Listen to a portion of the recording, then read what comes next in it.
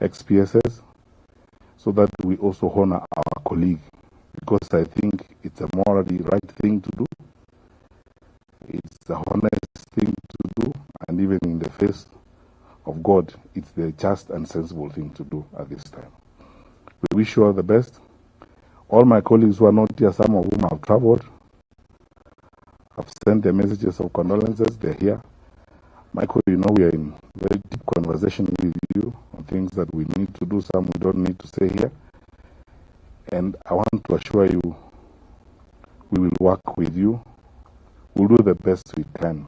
No one, let's not pretend, no one will fit in Magoha's shoes. Let's not pretend. No one will fit in Magoha's shoes. We can only do the best we can, the way God will help us, or whatever God will help us to do, just to alleviate momentary pain and help you move to the next day as we all continue walking the journey of this life. May the Lord shine his face upon you. May the Lord hold you with his mighty right hand. May the Lord bless you indeed. And Michael, there's nothing more challenging than to walk in the footsteps of a towering father. May the Lord bless you, so that as you sustain that name and that generation, God will raise you up to keep to that particular legacy. Thank you.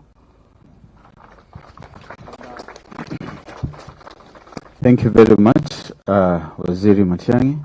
At this moment, I would like to invite former Vice President, Honorable Kalonzo Musyoka, to also give his tribute.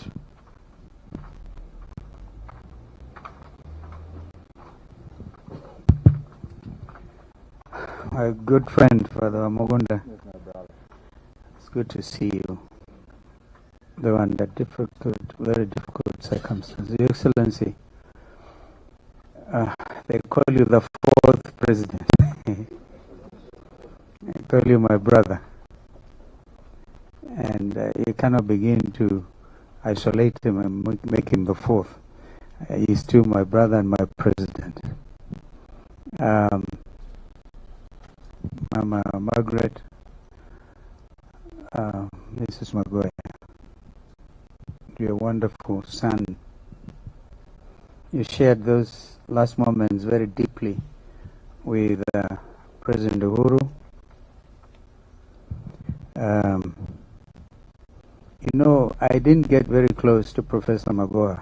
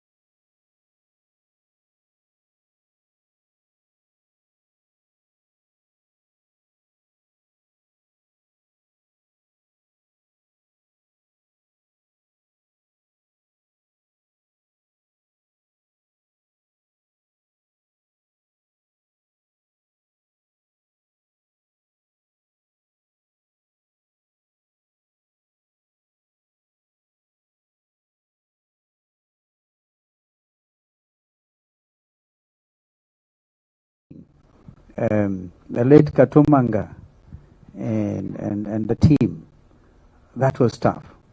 The next thing I remember, Your Excellency, is I actually outlawed corporal punishment from our schools. I don't remember anything else major. But here we are celebrating. I think he was also a physician, wasn't he? A great medical man, chairman of medical dentists and practitioners, something. They worked with a young man called Daniel Yumbia, and they were able to put discipline even at that level of medical practitioners, not just within the education sector. So you can understand why I shied away from meeting Professor Magoha, because you remind me of mediocrity when I was his minister, when I was Minister for Education. So, is Magoha a Luo? Is he a Luya? He's a Kenyan. And here we are really burying a true nationalist. Fred, I think you have said it properly. Nobody can replace Professor George Magoha. And this is the real bully. George was not. He just was putting across his points so that we can all end up with a better country. Are we not now paining? You know, he says he sees me doing things which are pretty controversial. And unlike George, I'll continue doing those things until we realize that Professor Magoha wanted a country which is all inclusive, which is devoid of corruption, open corruption, a country that is spewing hatred right now. What would George think of hearing his number one? Because I've heard about number one severally. Number one now being victimized. I want to tell you, Kenyans, you, my brother, I suspect you're very close in terms of how old is who is older than who. If you, yes, between us, if anybody was today to go out and seem to victimize President Uhuru Kenyatta, I don't know what is going to happen to this country.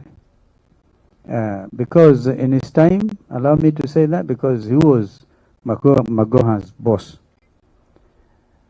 I happen to have been in politics for a long time because I entered there young, even unmarried. And so I've seen it all. Even when Mzee Kenyatta left us in 78, I was at the Kenya School of Law. The first time I went to State House, I saw him, Mzee, laying in state. And these men, great, some of them tall, blue ties, and must conclude, all of you have fallen short of Magoha standards except me. I'm wearing a tie. You're wearing a collar. You can get away with it. I actually must admit I had to think about it. And in honor of Professor Magoha, those standards, and compromisingly high standards, that is the brother we are escorting. And so I saw Mzee Moi take over from Mzee Kenyatta, and eventually Mzee Moi, Mzee Kibaki took over from Mzee Moi. Seamless transition. And nobody, no name calling. And I can tell you the truth, truthfully, that there are some with me in cabinet at that time who wanted Mzee Moi dispossessed of the place he stays, a place in Kibera near there. And so when these friends brought the matter up in cabinet, of course we objected, some of us. These are no secrets anymore. And we said no. So Mzee Kibaki actually ordered Chris Murangaru and Kiraitu Murungi to deliver the title deed to Mzee Moi, to show that we must respect our leaders at that level. We are going to have a country. So what does Mzee Kibaki in return? President Uhuru takes over from Mzee Kibaki. He considered Kibaki his father. So what is this we are hearing around town? The pettiness about which Fred is talking. You hear things that clearly will remind you of a country like Zambia, when President Chiluba took over from Kaunda and he started saying Kaunda is a Malawian after having been president for 28 years. Chiluba did not last. So here as we celebrate this great Kenyan, a colossus of an academic giant and a nonsense minister, one who would even, he touched my heart once, and I tell you how, and then I conclude. He was announcing the results, and I now know, because President Uhuru had said no more exam cheating. And then there's a school patched between, if you know the Rakanidi, between Marimanti and Sekuru, my village, on the river Tana. We named this school after my late mother, Mama Malia. George announces the most improved student that year. A little girl who had gone to Form 1, having scored only 100 points. And you know, it's really failure. And this girl ends up getting a B and going to the university. That really excited Professor Magoha. He said, I don't even know where this Mama Malia school is. Wherever it is, we're very proud that the most improved girl in the whole country has come from a place nobody knows about. That was George, even lifting people from nowhere. Now, I must conclude by wishing this family well. Mama and Michael, you told me when I came, I've just been here for the first time. You were in school with Kennedy. I look for him and tell him to get a wife.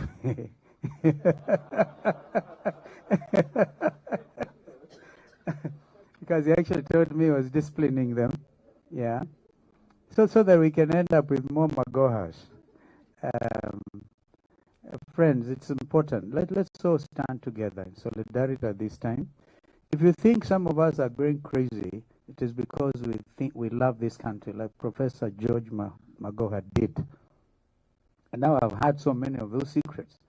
If being opposition, I was opposition to Jubilee, so I was really, had I known some of these important tricks, I would probably have come out supporting you.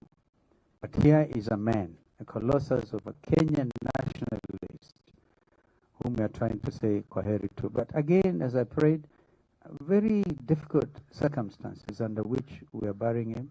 Buries his brother, then he doesn't end up making all the arrangements to bury him. He doesn't end up there. He ends up in the morgue. May the gracious Lord, the Father of humanity, the Father of our Lord Jesus Christ, have mercy on Professor George Magoha. Controversial, yes, but straight, so that he will know the goodness of the kingdom in the hereafter. Amen. Thank you very much, Your Excellency. Professor Magoha, in his straight talk, used to say he is only answerable to two authorities. One is God, then the second one, the appointing authority, who is His Excellency Uhuru Kenyatta. And he would say that without fear. So with that note, we want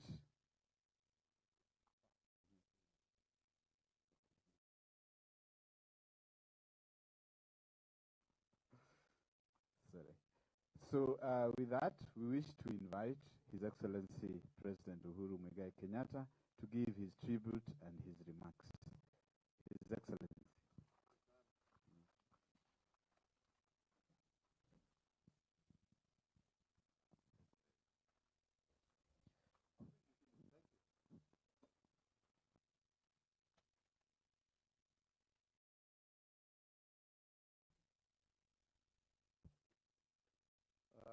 Mrs.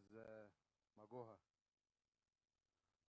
family, Jana, your wife, the extended family, colleagues who we have worked together with. We're here today to condole with you, Mama, and your family, but also to celebrate the life, colleague, a man of great integrity, a hard-working Kenyan, a sincere Kenyan, a man who was dedicated to the cause of education in this country. I had the opportunity to first meet up with Professor Magoha when he was still the Vice Chancellor at the University of Nairobi. And we had the opportunity to interact a number of times.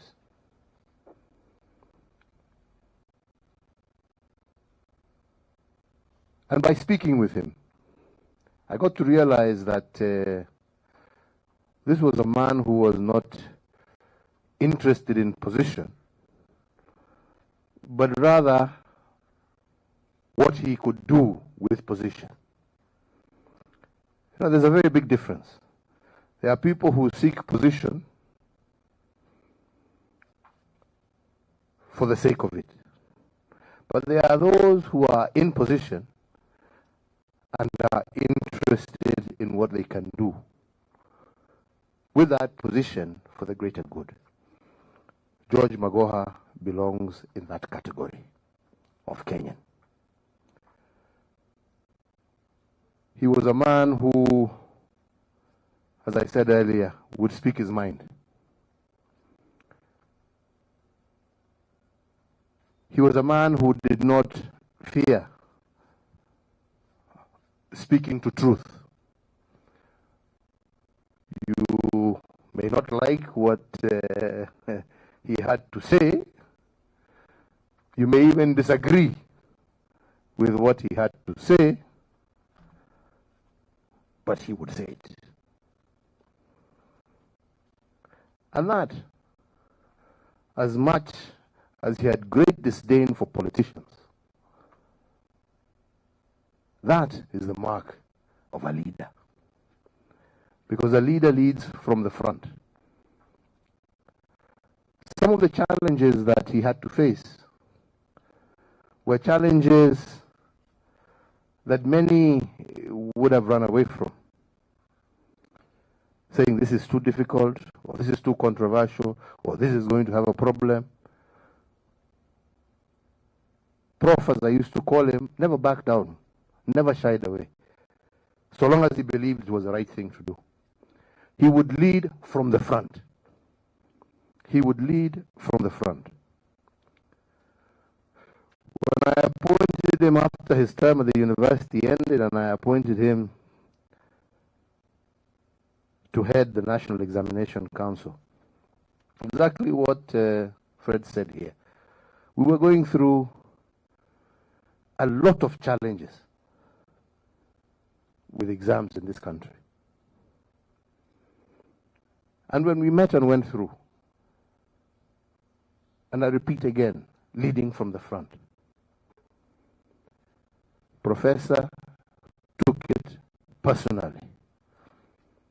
Professor used to go and ensure where are the exams being printed, supervising it, not sending officers, supervising it himself personally. How are they being packed, supervising it himself personally. How are they being shipped? Himself. When they land in Kenya, where they are, how they are, until they get to the respective containers. Assigning ministers and PSs and other officers, you are in charge to make sure this container is open, make sure the seal is intact, make sure this is intact, make sure this is intact, to the point that he brought integrity back to our exams.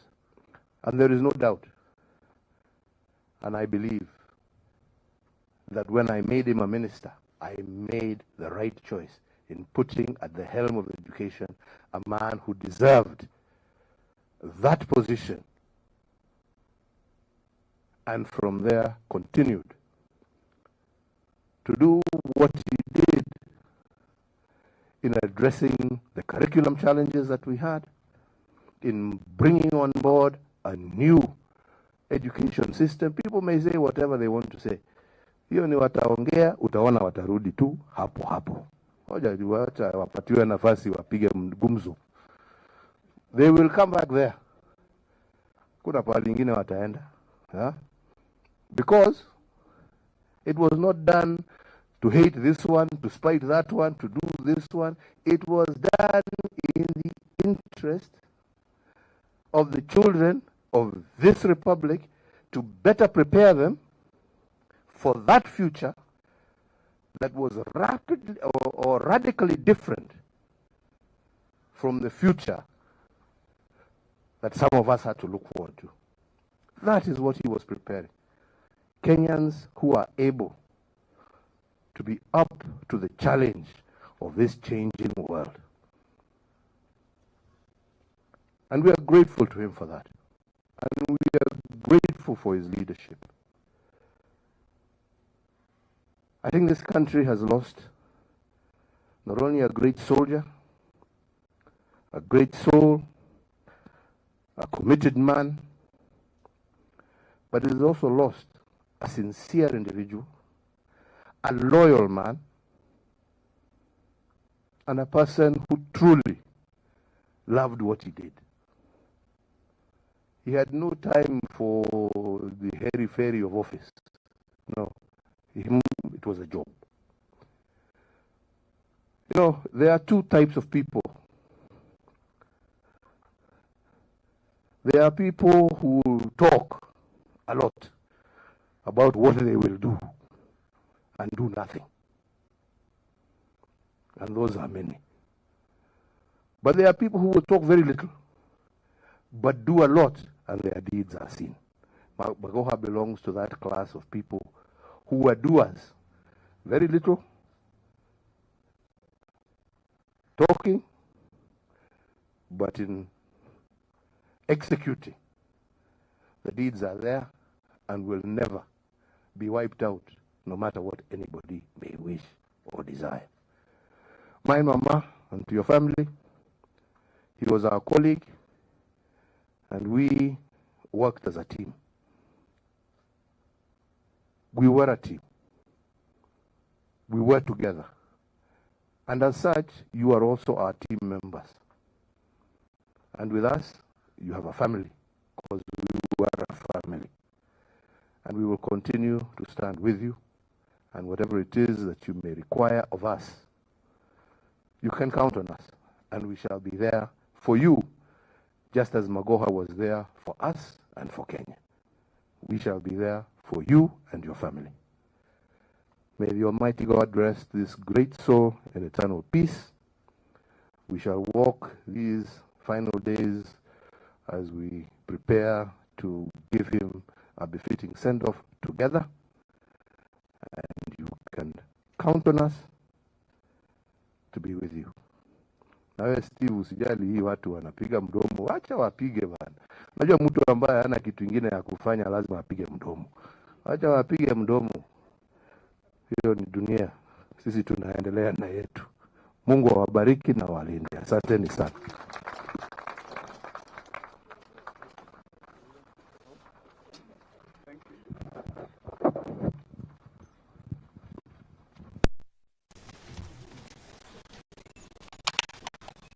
Thank you very much, Your Excellency. Now we are through with the speeches. I want us now to all arise and sing one hymn before Reverend Father.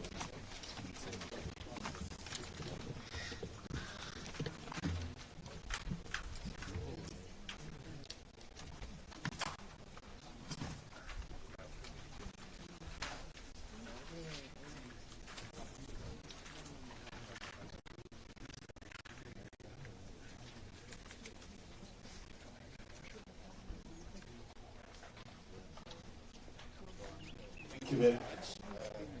We are used to working in a consultative format, and that's what His Excellency taught us. So we want to invite Dr. and Mrs. Magoha to come and say a word. Madam Karim.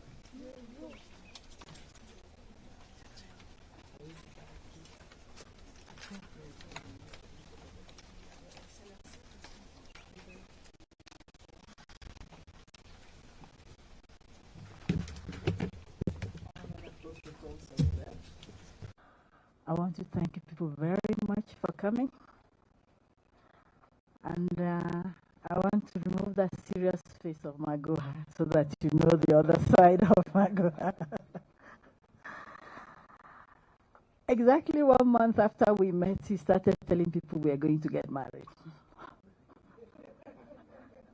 And that was the first time we had a quarrel. I said, how can you do that? He said, no, I know you will not accept because I'm not a Nigerian. So you go and tell them why you can't marry me.